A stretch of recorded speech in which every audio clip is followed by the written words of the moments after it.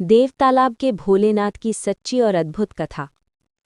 विंध्याचल पर्वतों के बीच मध्य प्रदेश के रीवा जिले में स्थित है एक पवित्र स्थल देवतालाब। ये स्थान जितना शांत और सुंदर है उतना ही रहस्यमयी और दिव्य भी है। यहाँ के भोलेनाथ का मंदिर किसी साधारण मनुष्य ने नहीं बल्कि स्वयं विश्वकर्मा देव ने बनाया था, वो भी एक ही रात में। कथा की शुरुआत महर्षि मार्कंडेय का तप।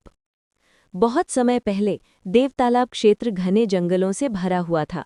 यहाँ ऋषि मुनि तपस्या करने आते थे। इन्हीं में से एक थे महर्षि मार्कंडेय, जो भगवान शिव के परम भक्त थे। महर्षि ने कई वर्षों तक कठोर तप किया और केवल एक ही इच्छा रखी, हे भोलेनाथ, मुझे अपने साक्षात दर्शन दीजिए। उनकी तपस्या इतनी तीव्र थी कि तीनों लोकों में उसकी गूंज सुनाई दी। देवता भी प्रभावित हुए और अंततः भगवान शिव प्रकट हुए। भोलेनाथ ने कहा, मार्कंडेय, मैं तुम्हारी भक्ति से प्रसन्न हूँ, वर मांगो। मार्कंडेय ने कहा, प्रभु, इस स्थान पर ऐसा मंदिर बनाइए जहाँ आपके दर्शन से हर भक्त को चारों धाम का फल मिले।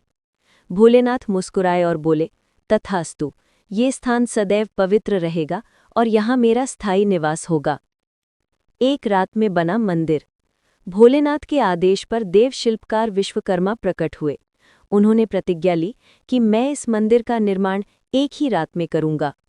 कहा जाता है कि उसी रात पृथ्वी थरथराने लगी, चारों दिशाओं में घंटियों की ध्वनि गूंजने लगी और देव तालाब के मध्य में विशाल पत्थरों से मंदिर का निर्माण आरंभ हुआ।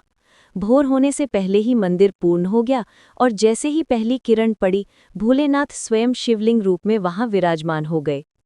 रंग बदलने वाला शिवलिंग। देवतालाब के शिवलिंग की सबसे अद्भुत बात यह है कि वो दिन में 4 बार अपना रंग बदलता है। सुबह के समय हल्का गुलाबी, दोपहर में सफ़ेद, शाम को पीला और रात में गहरा काला रूप लेता है। भक्तों का विश्वास है कि ये रंग परिवर्तन भगवान शिव की 4 अवस्थाओं ब्रह्मा, विष्णु, रुद्र और महेश का प्रतीक है। जो भी व्यक्ति इन चारों रूपों का दर्शन कर ले, उसे चारों धाम यात्रा के समान पुण्य फल मिलता है। रहस्यमयी तहखाना और नागमणि। मंदिर के नीचे एक तहखाना यानी गर्भगृह है जो सदियों से बंद है। कहा जाता है कि वहां एक चमत्कारी नागमणि सुरक्षित है जिसे स्वयं नागराज ने भोलेनाथ की रक्षा के लिए वहां रखा था। कई बार जब लोगों ने उस तहखाने को खोलने की कोशिश की तो वहां से सैकड़ों नाग प्रकट हुए और सबने शिवलिंग की परिक्रमा कर अंतर्ध्यान हो गए। इस घटना के बाद किसी ने फिर उस दरवाजे को नहीं छेड़ा। आज भी श्रद्धालु वहां दीपक जलाकर मन्नत मांगते हैं और मानते हैं कि भोलेनाथ स्वयं उनकी मनोकामना